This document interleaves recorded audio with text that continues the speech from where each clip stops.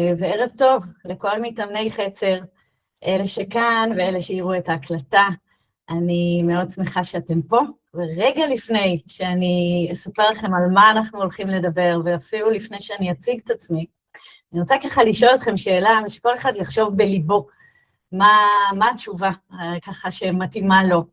מאז שבת, שכל המצב הזה מול איראן התחיל, האם אתם מוצאים את עצמכם רעבים יותר, אוכלים יותר, גם אולי לא מרעב, מחפשים, מנשנשים יותר, או שאולי דווקא יש איזו חסימה של התיאבון וחוסר תיאבון, ויכול להיות שהכל רגיל ונורמלי ומאוזן ולא השתנה, גם יכול להיות. אוקיי, אז ככה כל אחד אולי יודע מה התשובה שמתאימה לו, ואני רוצה לספר לכם הערב, אנחנו נדבר על זה, ששתי התגובות האלה, גם של אכילה אולי שיוצאת ככה מתחושה של איזון ושליטה, וגם אפילו חוסר תיאבון, שזה שתי תגובות כביכול הופכיות, הן בעצם שתיהן נורמליות לחלוטין, ושתיהן קשורות למצב הפיזיולוגי, הרגשי, המחשבתי, ההתנהגותי שעובר עלינו עכשיו, אוקיי? אז אנחנו נגיע להבין את זה, ונעים מאוד, אני נוגה סנדלון, כן, בא לי גם פה, ואנחנו בעצם, אני דיאטנית קלינית קודם כל, כבר 25 שנים, בשש שנים האחרונות אני עובדת יחד עם חצר כושר, עם קובי ואבנר, ואני עובדת עם בני נוער, עם בוגרים ומבוגרים, וגם אני מקרקור, אז אם תהיה לנו הזקה, היא תהיה משותפת לכולנו, ונאלץ ככה לעשות איזה פאוזה. ומה שאנחנו הולכים לדבר הערב, זה בעצם על כל המצב הזה, הביטחוני, וכל מה שקשור אליו, איך הוא משפיע על התנהגות האכילה שלנו, וכמובן שאני ארצה להביא היום כלים ואסטרטגיות איך לעבור את התקופה הזאת בצורה כמה שיותר רגועה, כמה שיותר מאוזנת מבחינת האכילה שלנו. אז אני רוצה רגע להחזיר אתכם לשבת האחרונה, 8:15 בבוקר, הזקה ראשונה. נכון שזה לא פעם ראשונה, ונכון שכבר 2.5, אנחנו בעצם בתוך איזושהי אווירת מלחמה, אבל עדיין זה היה אחרי תקופה די ממושכת של איזושהי רגיעה, ויש הזקה ראשונה, ומאותו הרגע בעצם המציאות שלנו די משתנה. מתבטלות המסגרות, אם זה בתי ספר ואם זה העבודה, חלקנו עובדים מהבית, חלקנו אולי לא עובדים, אבל רובנו נמצאים בבית, התבטלו כל האירועים של פורים שהיו אמורים להיות, נלקחה מאיתנו השגרה, נלקח מאיתנו הסדר יום הרגיל והקבוע, האימונים הפיזיים בוטלו, ואיזה מזל שאתם עושים חצר כושר, עושים אימונים ככה אונליין, זה כל כך חשוב, עוד נגיע להבין מה המשמעות של זה, אבל יש איזושהי תחושה של חוסר ודאות, חוסר ודאות מה יהיה היום, מה יהיה מחר, ולכן זה גם בא הרבה פעמים ביחד עם תחושה של חוסר שליטה. עכשיו תוסיפו על כל זה את החדשות שאנחנו ככה שומעים, לפרקים והזקות וכניסות למרחבים מוגנים, ולמעשה זה דברים שעלולים ליצור אצלנו לא מעט סטרס, לחץ, אולי אפילו חרדה. אז בעצם המצב הזה באופן אוטומטי מכניס את הגוף שלנו למצב, לסטרס פיזיולוגי, גם אם אני לא באמת פוחד או פוחדת מהטילים, אבל עצם השינוי הזה בכל מה שתיארנו, זה סטרס, ובעצם במצב כזה מופעלים בגוף שלנו מנגנונים פיזיולוגיים מאוד מאוד קדומים, יש לנו כל מיני אזורים במוח, לא ניכנס לזה בצורה מאוד מפורטת היום, אבל יש לנו את המוח הקדום, והמוח הקדום במצב כזה בעצם מגיב כמו חיה שנסה על נפשה כי נמר רודף אחריה לטרוף אותה. וזה בעצם מפעיל אצלנו את תגובת הסטרס, ואנחנו במוד של הישרדות. המנגנונים האלה מופעלים בעצם אצל כל אחד קצת אחרת. יכול להיות ששמעתם את מה שנקרא תגובת ה-FFF, כשבשנים האחרונות גם נוסף F רביעי, וזה בעצם תגובה שלנו לסטרס. ופה יש לנו בעצם כמה אפשרויות תגובה. יש אנשים שהולכים על הפייט, על להילחם, ואנשים שנלחמים זה אנשים שהם בדרך כלל במצבים כאלה יותר עצבניים, יותר ככה דרוכים, מנסים לשלוט במצב, לא כל כך בא להם להקשיב לאנשים אחרים, אוקיי? זה הפייט. הפלייט זה אנשים שבורחים, מנסים בעצם להשיג את עצמם בדברים אחרים, לא רוצים להתעסק עם המצב, לרוב הם יהיו יותר חרדתיים, באמת ינסו להתרכז בעבודה עכשיו, זה הפלייט. הפריז זה באמת פריז, זה לקפוא. זה אנשים שפשוט מרגישים שהם באיזשהו ניתוק, ניתוק מהמצב, לא מתקשרים אפילו, קשה לקחת החלטות, אנחנו יודעים היום שלאורך זמן להיות במצב של פריז, עלול להגביר את הסיכון לפוסט-טראומה לדוגמה. והאף האחרון שנודע בשנים האחרונות יותר זה הפאון, שזה בעצם ריצוי. אני מנסה לרצות אחרים, לא אכפת לי מעצמי, אכפת לי רק מאחרים, אני כל הזמן עושה למען אחרים, לא מקשיבה בכלל לעצמי. זה 4 התגובות באופן עקרוני שקשורות למצב הסטרס, וכל אחד מגיב אחרת, ובכל המצבים האלה יש איזושהי השפעה על ההתנהגות שלנו. חלק מההתנהגות שלנו היא גם האכילה. אצל הרבה מאוד אנשים יש את התחושה בעצם של יותר קרייבינג לאוכל, יותר דחפים, יותר צורך לאכול ולמלא את עצמנו. בעיקר מה שאנשים מרגישים זה את הצורך במזון שהוא יותר מתוק או יותר שומני. והאכילה באמת יכולה להיות אפילו ללא קשר לרעב. זאת אומרת שיש איזושהי תחושה של איבוד שליטה.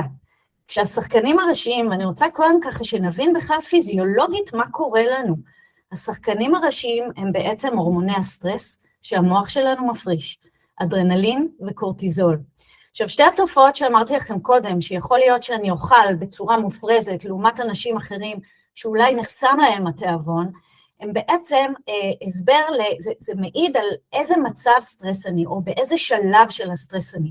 כי בסטרס המאוד אקוטי, מיידי, האיום הוא כרגע, הוא מיידי, אז מופרש המון אדרנלין, שדווקא סוגר את התיאבון. אין רעב, כשחיה בורחת מהנמר, היא לא תעצור ללחך דשא. מערכת העיכול למעשה סגורה, היא חסומה, ואנחנו בהישרדות. אבל כשהסטרס הופך להיות יותר ממושך, יותר קבוע, מה שאולי די כבר קורה לנו בשנתיים האחרונות, אז מה שעולה זה רמות הקורטיזול. וקורטיזול למעשה מגביר לנו את הדחפים, מגביר לנו את התיאבון. קורטיזול למשל מעלה רמות סוכר בדם, כחלק מזה שהשרירים שלי, כשאני נסה מהנמר, או מהטיל, אני צריכה שיהיה לי הרבה סוכר לשרירים, אבל הסוכר הזה גם באיזשהו שלב יורד, ואז אני רעבה יותר. קורטיזול גם מאוד מאוד מעניין, שהוא מעלה בעצם איזשהו מנגנון של תגמול חיובי מאוכל. זה פשוט לא יאומן כמה אוכל פתאום נהיה הרבה יותר מתגמל אותנו. והרבה פעמים התחושה של דברים שאולי בדרך כלל שלי הם מרגשים אותי, הם עושים לי ככה עונג, פתאום פחות מעניינים אותי, ואני מחפשת גירויים הרבה יותר חזקים, בגלל הקורטיזול, ופה מעורב עוד הורמון, שאני רוצה שתכירו אותו, כי בפתרונות שלנו, באסטרטגיות שלנו, נדבר על איך להעלות אותו, זה רמות הדופמין. זה עוד הורמון, שכשהוא עולה, אז בעצם הוא גורם לנו לאיזו תחושה של הקלה, וכאילו ויסות, אני כאילו מבסטת את הסטרס שלי. ושוב, זה בעיקר אוכל שהוא יותר עם שומן ויותר עם סוכר, עוגות, עוגיות, שוקולדים, אוזני המן, מה לעשות שגם כל הטרללת הזאת התחילה כשממש שנייה לפני פורים, וכבר לפעמים ממתקים בבית, ואוזני המן בבית, ואפיות שהיו לכבוד זה. קורטיזול גבוה גורם, שימו לב גם, להפרעות שינה. עכשיו, לא סתם אנחנו גם ככה, השינה שלנו מופרט בגלל ההזקות, הקורטיזול הגבוה עוד יותר מפריע לשינה, וכשהשינה שלנו היא לא טובה, מה שקורה אז זה שהורמון הסובה, שנקרא לפטין, הוא יורד, ואז אני יותר רעבה. זאת אומרת שכל העניין הזה בעצם, שהדופמין, אני צריכה את הדופמין, הוא נותן לי תחושה של הקלה, הוא נותן לי תחושה בעצם של רוגע, אז אני רעבה לדופמין. אני גם רעבה לאנרגיה, אוקיי? לקלוריות, מפחמימות, לחלבונים, אני רעבה גם להם, אבל אני בעיקר רעבה לתחושה הטובה שדופמין נותן לי. ובגלל זה אנחנו ממש מחפשים את זה. עוד הורמונים שככה תופסים תפקיד מאוד עיקרי בכל השלב הזה, ובאמת גם עולים בעקבות מזון שהוא עתיר שומן וסוכר, זה סרוטונין ואנדורפינים, שהם ממש יוצרים אצלנו תחושה של נחמה, כמו פיצוי, כמו ליטוף. אז לא פלא שנרצה את זה. תכף נראה מה אפשר לעשות עם זה, אוקיי? אנחנו עדיין בשלב שבכלל להבין מה קורה לנו. אז בעצם עד עכשיו נכנסתי להסבר באמת הפיזיולוגי, שהוא בכלל לא בשליטתנו, אבל תוסיפו רגע על זה את כל הצד באמת של חוסר מסגרת, חוסר תעסוקה, שהות בבית, לפעמים מין ריקנות כזאת, הרבה מדברים על מין שעמום, למרות שאנחנו הבוגרים עוד יחסית מנסים לעבוד, לשמור על הנכדים, להיות ככה באמת בפעילות, אבל הרבה מהבני נוער לדוגמה והילדים מרגישים ממש ריקנות ושעמום, ואז יש לי יותר חשיפה לאוכל, גם אין לי שגרה, אין לי זמנים מוגדרים, אוקיי? אז בעצם אני כל הזמן מחפשת אוכל, ואוכל ממש מהווה פה הסחת דעת למצב, נחמה, פיצוי, ואפילו בריחה ככה מהמציאות.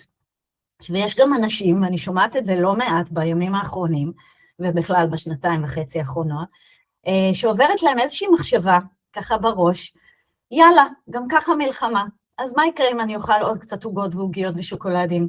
גם ככה מלחמה, כמו איזשהו ויתור כזה. חשוב לי לציין שכל העניין הזה הוא לא חוסר בכוח רצון, הוא באמת עניין הישרדותי. רק מה שמאוד מאוד מעודד בעיניי זה שיש מה לעשות עם זה. אפשר לעבוד עם זה ואפשר לעקוף את זה ולפתור את זה. הזכרתי גם את עניין המחשבות, ואני רוצה להכניס עוד איזו מחשבה שלפעמים ממש ככה עושה לנו ריבאונד לא טוב. הרבה אנשים שכבר אוכלים לא טוב ולא נכון ויוצאים מתחושת השליטה, ואוכלים הרבה ובצורה באמת אולי לא מאוזנת, אז גם צצות המחשבות שאני לא בסדר. תחושה של אשמה, תחושה של איסורי מצפון, וזה בדרך כלל דווקא גורם לנו לאכול יותר. זה לא יעצור אותנו, לרוב זה דווקא יגרום לנו לאכול יותר כי ממילא הרסתי, כי ממילא קלקלתי. אז כל הדברים האלה בהחלט משפיעים עלינו, פיזיולוגית, התנהגותית, מחשבתית, רגשית, הכל זה בליל כזה של הורמונים ומחשבות ורגשות. אז איך אני עוברת את התקופה הזאת? באמת יחסית, במינימום נזקים, נקרא לזה, ובאיזון האפשרי ביותר, ופה אני רוצה לדבר איתכם למעשה על 6 אסטרטגיות. יש לנו 6 אסטרטגיות שמאוד מאוד יעזרו, ממש כלים פרקטיים.